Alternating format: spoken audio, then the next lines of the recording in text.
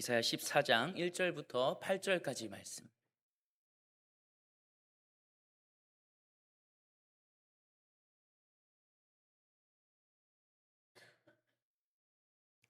우리 한 절씩 교독하여서 읽도록 하겠습니다.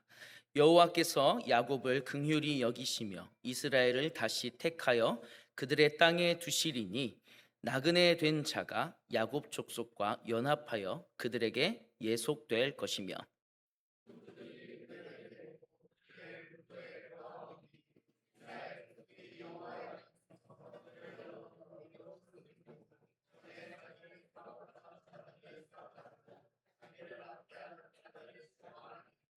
여호와께서 너를 슬픔과 곤고와 및 내가 수고하는 고역에서 놓으시고 안식을 주시는 날에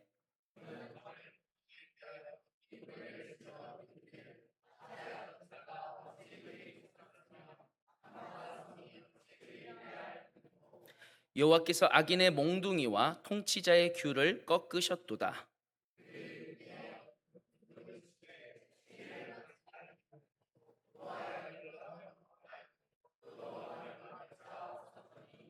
이제는 온 땅이 조용하고 평온하니 무리가 소리 높여 노래하는도다.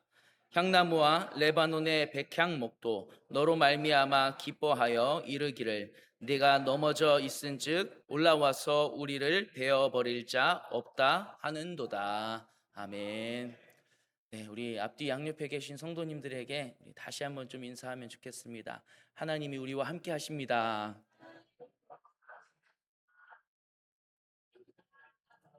아멘. 네. 하나님이 이 자리에 우리와 함께 하신 줄 믿습니다. 네. 제가 연초에 정말 재밌게 봤던 드라마가 하나 있었는데요. 레이디 두아라는 작품인데 혹시 보신 분 계신가요? 저만 봤나요? 아, 그 제가 이제 흔히 드라마로 예화를 많이 드니까 맨날 드라마만 보고 있다고 생각하실지도 모르겠는데 전혀 그렇지 않고요. 예, 이렇게 한 번씩 당기는 게 있을 때 한 번에 몰아서 봅니다. 주일날 밤부터 시작해서 월요일 아침까지. 예, 네, 어쨌든 이때도 그랬던 것 같아요. 한 번에 몰아서 봤던 것 같아요. 근데 이 드라마의 주인공으로 나오는 인물의 이름이 사라킴이에요. 사라킴. 사라킴입니다. 김사라가 아니고 뭔가 더 좀 있어 보이게끔 그렇게 이름을 지은 거예요. 음, 최상류층 사회의 사람들과 가까운 사람이에요. 그리고 그 상류층의 사람들이 정말 누구나 다 그 이름을 알고 있습니다. 아주 화려하게 빛나는 존재였어요. 근데 이 주인공에 대해서 드라마 소개에서 이렇게 소개를 하더라고요. 가짜일지라도 명품이 되고 싶었던 여자. 드라마에서 이 여자가 이 주인공이 하는 일이 뭐냐면은 브랜드를 하나를 들여와요. 유럽에서 왕족들이 자기들만 쓰고 있었던 아주 고급의 브랜드다라고 해가지고 들여와요. 그게 정말 엄청난 명품인 것처럼 해가지고 소개하고 또 그 브랜드의 여러 가지 상품들을 판매를 하는 거죠. 근데 가짜예요. 진짜가 아닌 거예요. 어, 근데 꼭 진짜처럼 홍보를 합니다. 진짜 명품이 아니어도 좋은 거예요. 명품처럼 잘 보이기만 하면 되는 거죠. 이거는 마치 이 여자 주인공의 삶을 보여주는 것 같더라고요. 이 여자 주인공이 정말 아무런 볼품이 없었던 인생이었어요. 빛만 아주 가득했던 인생. 어, 근데 스스로가 마치 명품처럼 보이고자 자기의 모든 것을 다 감춰요. 진짜 이름도 감추고요. 사연들도 다 감추고요. 그리고 얼굴까지도 이 사람이 진짜 이 사람이야 라고 할 정도로 정말 모든 것을 다 감춥니다. 어디에나 이 사라킴이라는 이름이 들려오는데 정작 어디에서도 진짜 이 사람을 만날 수는 없어요. 그렇게 화려했던 주인공이 죽는 것으로 아주 비참한 죽음을 맞이한 것으로 드라마가 시작이 됩니다. 신원조차도 알 수 없고, 또 그렇게 빛나던 이름의 마지막이 아무도 알아주지 못하는 그런 익명의 죽음이었습니다. 스스로 명품처럼 빛나고자 했지만, 그러나 가장 초라하고 가장 비참한 죽음을 맞이한 거죠. 여러분, 은근히 명품처럼 보이고 싶은 마음이 우리 안에도 있지 않습니까? 오랜만에 지인들을 만나는 그 자리에서 나도 지금 그래도 꽤 잘 나가라고 하는 거를 보여주고 싶어가지고 옷부터 시작해가지고 여자분들은 화장도, 남자들은 또 머리 스타일도 굉장히 신경 쓰고 나갈 거예요. SNS 사진 한 장 올리는 것도 정말 지극정성을 다해서 찍고 올리죠. 직장에서 인정받고 싶은 마음도 비슷합니다. 저도 저는 우리 교회가 직장이기도 하니까요. 여기서 우리 성도님들한테 인정받으면 좋겠다, 그러고 싶다라는 마음이 정말 자주 올라옵니다. 우리가 흔히 생각하는 명품 인생이 있잖아요. 화려하고 흠없고 비바람 한 점 없는 그런 인생, 사람들 앞에서 그래도 빛나는 인생. 근데 사람들은 그와 반대되는 그 흔들리는 삶을 보면서 저 사람 같은 명품 인생을 살고 싶다라고 하지 않잖아요. 오늘 본문은 우리의 이런 생각들을 좀 뒤집어 놓는 것 같습니다. 진짜 빛나는 인생이 무엇인지, 그 빛이 어디로부터 오는 것인지를 우리들에게 보여주고 있어요. 우리가 읽은 이 이사야 14장의 말씀은 바벨론에 대한 심판의 예언이 이어지고 있는 본문입니다. 그런데 당시의 바벨론은요, 아직 작은 나라였어요. 세계를 호령하는 그런 나라가 아니었다는 거예요. 아수르가 굉장히 큰 나라였거든요. 이 아수르의 침략 앞에서 이스라엘이 바빌론을 같이 의지하긴 하지만 근데 이 바빌론이 잘 나가는 나라는 아니었거든요. 이 이스라엘 백성들이 바빌론을 의지하지만 그 바빌론을 통하여서 고통을 당하기도 할 겁니다.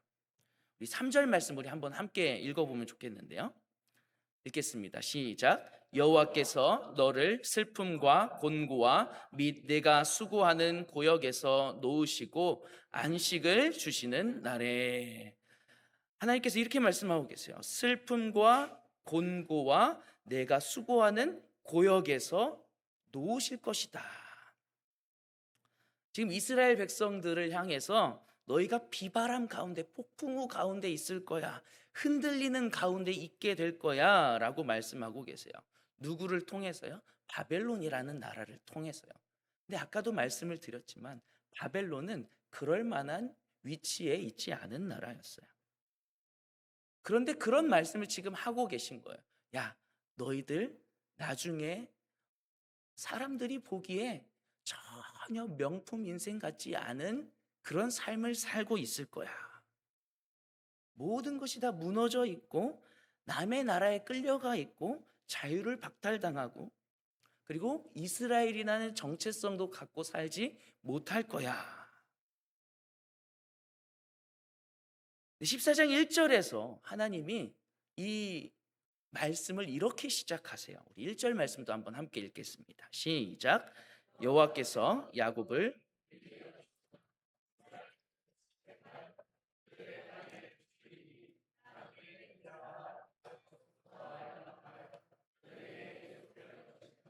아멘.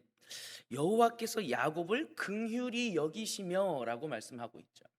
여러분, 누군가의 긍휼이 필요한 사람을 명품 인생이라고 할 수 있습니까? 정말 빛나는 인생이다라고 할 수 있습니까? 좋은 게 아니잖아요. 긍휼히 여기는 사람이 되면 좋겠지만 긍휼히 여김을 받는 사람이 되는 거는 이거는 좋은 인생은 아닌 것 같은데. 근데 여러분, 이 문장의 주어가 누구예요? 이스라엘이 아닙니다. 다른 나라들이 아닙니다. 바벨론이 아니고요. 지금 강대국인 아수르도 아니에요. 여호와께서 야곱을 긍휼히 여기시며라고 분명하게 말씀하고 계십니다. 여호와께서 긍휼히 여기심으로 이스라엘 가운데 회복이 시작될 거라고 얘기하고 계세요. 그럼 여기서 이 긍휼히 여기다라는 이 말의 히브리어 원어를 보면은 어, 자궁, 모태를 가리키는 말이에요. 그래서 부모가 자식을 향해서 갖는 아주 본능적인 사랑을 이야기하는 거예요. 그래서 이 이스라엘의 회복이 모든 것이 무너지고 포로로 끌려간 그 이스라엘의 회복이 하나님의 본성적인 사랑으로부터 시작된다라고 말씀해 주고 계신 거죠. 여러분, 이스라엘이 비바람의 한 가운데, 고통의 한 가운데 있을 것이지만 이스라엘의 회복을 하나님께서 선언해 주고 계신 것입니다. 이스라엘이 무언가를 잘해서도 아니고요, 잘나서도 아닙니다. 그저 하나님께서 품고 계신 그 본능적인 사랑 때문에 그들이 회복될 거라고. 4절부터 보면 또 한 가지를 하나님이 이스라엘 백성들에게 알려주시면서 노래해라 라고 말씀합니다. 그들을 억압하게 될 바벨론 왕을 향해서 노래하라고 말씀하세요. 우리 4절 말씀도 한번 함께 읽어보겠습니다. 시작. 너는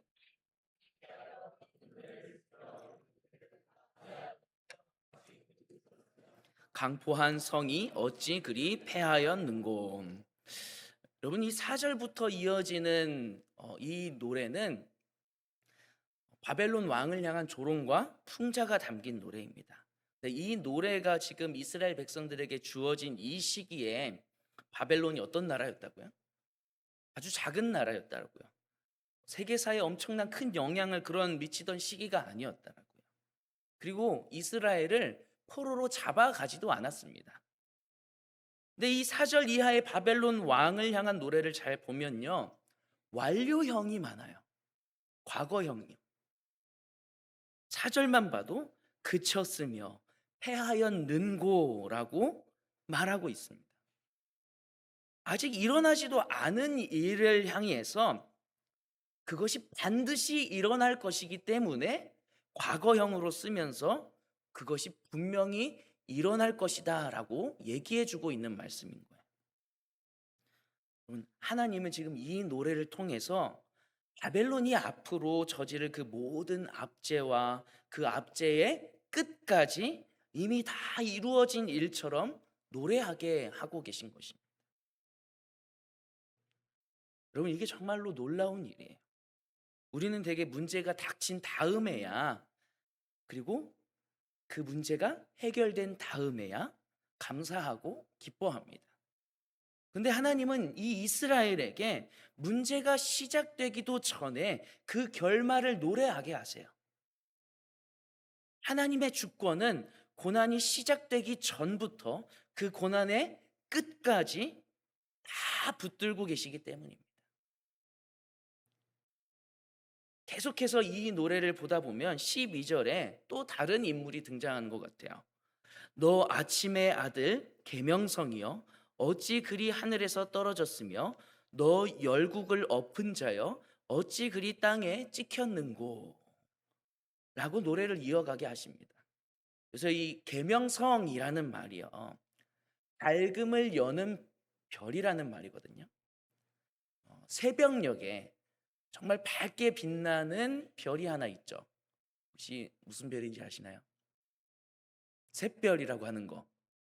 그게 수금지와 목토 천해 중에 금성입니다. 네, 금성. 금성을 계명성이라고 불렀어요.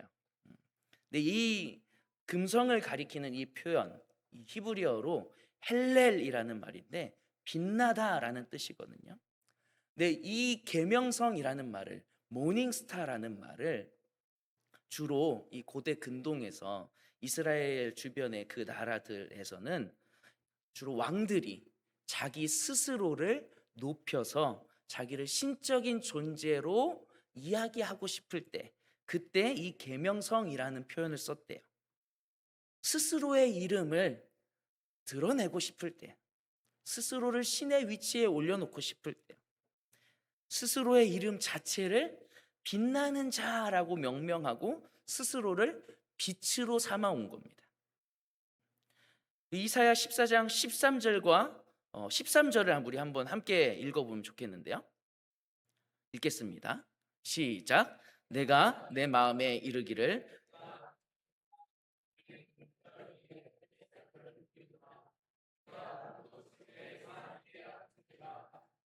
아멘. 여러분, 여기서 지금 이 계명성이라고 불리는 이 사람이 내가 하늘에 올라 그리고 내 자리를 높이리라, 내가 북극 지폐의 산 위에 앉으리라 라고 계속해서 자기 자신을 드러내면서 얘기해요. 내가라는 말을 반복하면서요. 스스로 빛나 보이려고 하는 거예요. 스스로 명품이 되려 하는 거예요. 마치 드라마 속, 아까 제가 말씀드렸던 그 드라마 속 주인공처럼 진짜보다 더 화려하게 보이고 싶었습니다. 그래서 여기서 내가 하늘에 올라 하나님의 무별 위에 라고 얘기하잖아요. 하나님이라는 신이라는 존재가 있음을 그가 직감함에도 불구하고 그 신보다도 더 높은 자리에, 그 자리에 내가 오르겠다라고 표현하고 있는 거예요.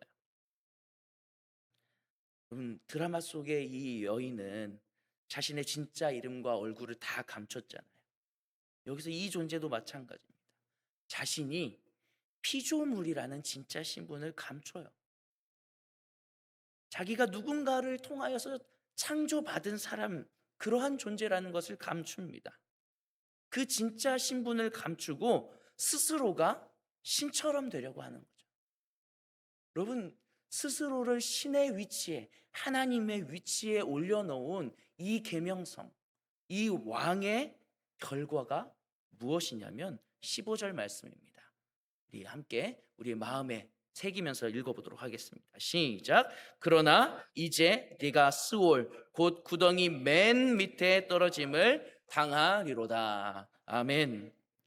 여러분, 이 계명성이라고 자기 스스로를 높였던 이 바빌론의 왕, 세상의 왕들은 하늘 끝까지 오르려고 했던 그 발걸음을 내딛고 있었지만, 그러나 그가 도착한 곳은 하늘이 아니었다. 구덩이의 맨 밑이었습니다. 스스로 빛나는 명품이 되려고 했던 계명성은 결국 가장 낮은 자리로 떨어졌습니다. 아무도 알아주지 않는 자리, 아무도 발견하지 못하는 그 자리에 떨어졌어요. 스스로 만든 가짜 명품 인생은 결국 무너지게 되어 있습니다. 그 근원이 자기 자신이기 때문입니다. 여러분, 이 계명성과 같은 패턴을 우리가 자주 봐오잖아요. 얼마나 우리 인생들 가운데 자주 일어나는 일인지 성경의 시작도 그렇습니다. 창세기 3장을 보면은 뱀이 하와를 유혹합니다. 너희가 그것을 먹는 날에는 하나님같이 된다. 스스로 신처럼 되고 싶은 욕망, 스스로 빛나는 명품처럼 되고 싶은 그 욕망, 그것이 계명성의 욕망입니다. 아담과 하와가 가졌던 욕망이었어요. 그리고 우리 안에도 여전히 남아있는 욕망입니다. 그럼 우리도 어쩌면은 우리 각자의 삶 속에서 작은 계명성으로 살아가고 있는지도 모릅니다. 진짜 나를 감추고 더 화려한 나를 보여주려고 했으면서, 예수님도 심지어 그런 시험을 받으셨잖아요. 사탄이 천하 만국의 그 권세와 영광을 보여주면서 말을 하죠. 만일 내게 절하면 이 모든 것을 너에게 주겠다. 계명성이 붙잡으려고 했던 그 위의 자리, 빛나는 그 자리를 예수님에게도 똑같이 제안한 거죠. 그리고 스스로 명품이 되어봐 라고 제안한 겁니다. 예수님이 그 자리를 포기하시고 붙잡지 않으시고 그 시험에 굴하지 않으십니다. 그리고 정반대의 길을, 십자가를 지시면서 가시게 되시죠. 예수님은 스스로 가장 낮은 자리, 가장 낮은 그 십자가의 자리를 향해 나아가셨습니다. 십자가의 죽음을 향해서. 빌립보서 2장 8절에서 예수님의 그 모습에 대해서 이렇게 표현합니다. 죽기까지 복종하셨으니 곧 십자가에 죽으심이라. 그럼 근데요, 결과가 어떠했는지 우리가 너무나도 잘 알고 있습니다. 그렇게까지 죽음까지 낮아지신 예수님을 하나님께서 지극히 높이신 줄 믿습니다. 예수님은 그 십자가에서 그 권세를 완전하게 무력화시키셨습니다. 그래서 요한복음 16장 33절은 이렇게 말을 합니다. 내가 세상을 이기었노라. 여러분, 이거는 미래의 약속이 아닙니다. 이미 확정된 사건이에요. 예수께서 세상을 이기셨고, 예수께서 그 모든 스스로 높아지려 하는 그 모든 시험들을 다 이기셨더라고요. 여러분, 두 인물이 대조되고 있습니다. 계명성, 스스로를 높이고 스스로를 하나님의 자리에 세우고 스스로를 명품과 같이, 빛나는 명품과 같이 삼으려고 했던 사람, 그리고 예수 그리스도. 여러분, 우리는 지금 이스라엘의 이야기를 하고 있습니다. 이스라엘은 스스로 빛난 적이 단 한 번도 없습니다. 근데 하나님은 이스라엘을 명품과 같이 삼아주세요. 우리 1절에서 3절을 다시 보면은 그들은 여전히 슬픔과 고역 가운데 있습니다. 그 가운데 처하게 될 거예요. 여전히 비바람의 한가운데 있을 것입니다. 세상은 그 비바람의 한가운데 있는, 폭풍우의 한가운데 있는 이스라엘을 바라보면서 그들이 명품 인생을 살고 있다라고 이야기하지 않습니다. 흔들리고 초라한 진짜 자기의 모습이 드러나는 것은 모두가 원하는 것이 아니죠.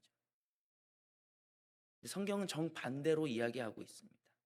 비바람의 한가운데 있을지라도, 폭풍우의 한가운데 있을지라도, 가장 밑바닥에 인생에 깔리는 그 한가운데 있을지라도 하나님이 함께 하시고 하나님이 다시 일으켜 세워주시면 우리는 명품 인생이라고요. 빛의 근원이 나 자신이 아니기 때문입니다. 빛의 근원이 하나님이시기 때문입니다.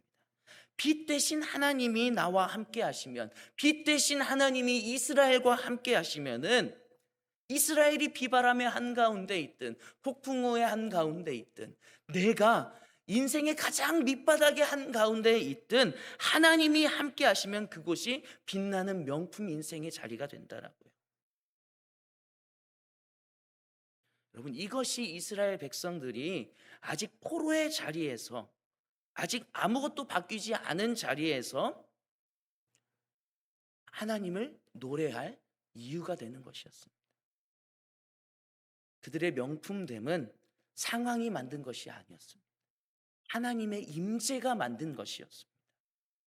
여러분, 오늘 우리들의 삶에 비바람이 몰아치고 있습니까? 세상의 눈으로 보면은 전혀 명품처럼 보이지 않는, 정말 밑바닥의 인생과 같은 그런 흔들리고 지치고 어디 가야 할지 모르겠는 그런 막막한 순간을 지나고 계십니까? 그러나 오늘 말씀이 분명하게 우리들에게 이야기해 줍니다. 명품 인생은 비바람이 없는 인생이 아니라 그 비바람 가운데에서도 하나님이 함께 하시는 인생이라고요. 여러분, 스스로 빛나려고 했던 계명성은 결국 떨어졌습니다. 그러나 이스라엘은 달랐습니다. 스스로 명품이 될 수 있는 힘도 능력도 없었지만 긍휼이 넘치는 하나님께서 그들을 붙잡으시자 그들이 회복되었습니다. 우리도 오늘 스스로 빛나 보이려고 애쓰는 그 자리를 내려놓으시기를 바랍니다. 빛 대신 하나님이 우리와 함께 하십니다. 그 사실 하나로 이미 우리는 명품 인생이 시작된 것입니다. 우리 앞에 아직 비바람이 남아 있어요. 그러나 그 길 끝에는 승리가 있습니다. 예수 그리스도께서 우리를 위하여서 예비하신 그 승리, 우리를 위하여서 이미 이루신 그 승리, 우리를 사랑하시는 이로 말미암아 우리가 넉넉히 이기느니라. 여러분, 비바람이 앞길을 막아도 빛 대신 하나님이 우리와 함께 하시며 우리를 빛나게 하실 것임을 믿음으로 나아갈 수 있기를 간절히 소망합니다. 함께 찬양하며 하나님 앞에, 하나님, 비바람 치는 내 인생길에 그 한가운데 서 있지만, 그러나 주님, 나는 주님이 이끄시는 대로 따라갑니다. 주님이 계시니, 태양보다 더 밝게 빛나는 주님이 계시니 주님을 따라가는 내 인생은 밝게 빛나는 명품과 같습니다. 우리 함께 고백하며 나아가겠습니다.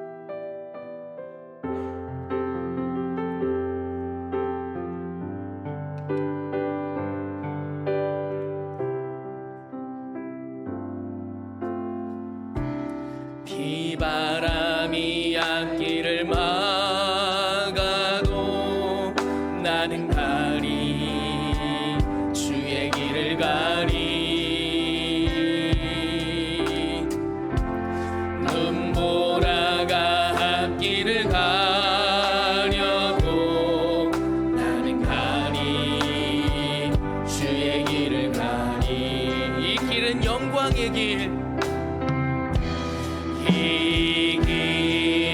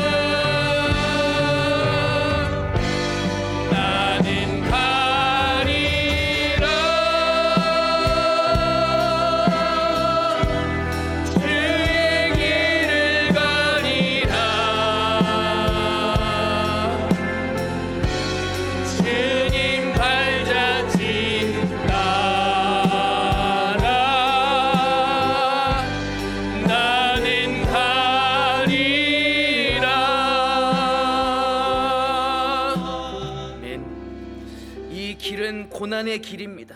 우리에게 주어진 그 길이 참 보잘것없어 보일지라도, 참 고통 가운데 우리를 처하게 하는 그 길일지라도, 그러나 그 길 가운데 하나님이 우리와 함께 하시니 우리가 능히 그 모든 것들을 이겨내며 나아갈 수 있습니다. 그 길의 끝에 승리의 관을 씌우시며 네가 나와 함께하는 명품 인생을 살았노라 우리를 칭찬하시며 우리를 맞아주실 그 주님을 기대하며 우리 함께 이 시간에 기도하면 좋겠습니다. 이 시간 기도할 때 나 스스로를 높이려고 했던 그 모든 자리를 이제 내려놓게 하여 주시옵소서. 그리고 빛 대신 하나님만을 의지하게 하여 주시옵소서. 세상이 말하는 화려한 명품 인생이 아니라 하나님이 함께 하시는 참된 명품 인생을 살아가게 하여 주시옵소서라고 우리 시간에 주님의 이름 크게 한번 부르고 더 함께 기도하며 나아가겠습니다. 주여, 아버지요, 아버지, 우리가 스스로를 아버지 높이려 했던 그 모든 자리에서 이제는 내려오게 하여 주시옵소서. 주여, 스스로를 높이고 스스로를 드러내며 아버지 스스로를 빛내고자 했던 그 모든 자리에서 이제 내려와서 오직 내 인생을 밝히시는 아버지 빛 대신 하나님 앞으로 나아가게 하여 주시기를 간절히 소망합니다. 오직 빛 대신 하나님께서 내 인생을, 내 삶을 책임지시며 인도하시는 그 은혜를 누리며 살아가기를 간절히 소망합니다. 주여, 나를 붙잡아 주시옵소서. 나를 주님 앞에 붙잡아 주시옵소서. 주여, 비바람이 앞길을 막아도 오직 그 길을 나아갈 수 있게 하여 주시옵소서.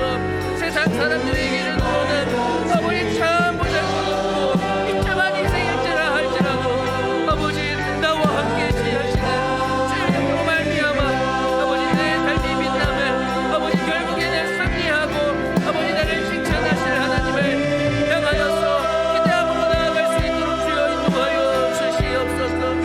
주님 인도하시기를 간절히 소망합니다. 아버지여, 우리에게 그 삶을 허락하여 주시옵소서. 주님, 우리에게 그 삶을 허락하여 주시옵소서.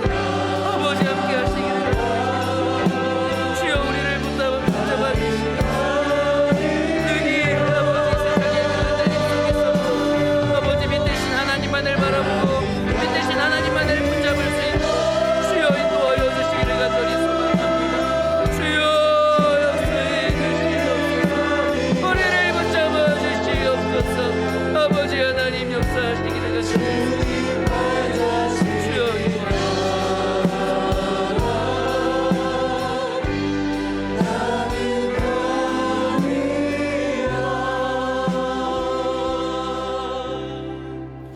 주님, 우리 인생의 앞에 내 삶의 하루하루의 인생 가운데 비바람이 내 앞길을 다 막고 나를 쓰러뜨리는, 나를 가장 비참한 자리로 떨어지게 하는 것 같은 그러한 상황 가운데에서도 우리가 빛 대신 하나님을 쫓아가기를 원합니다.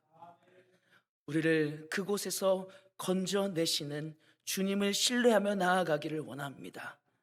주님, 스스로 높아지려 했던, 스스로를 빛내고자 했던 우리의 그 어리석음을 용서하여 주시옵시고 아버지, 이제는 우리를 빛나게 하시는 빛 되신 하나님을 쫓아가는 삶이 되게 하여 주시옵소서. 주님께서 우리에게 그러한 믿음을 더하여 주실 줄 믿사오며 거룩하신 예수님의 이름으로 기도하옵나이다. 아멘.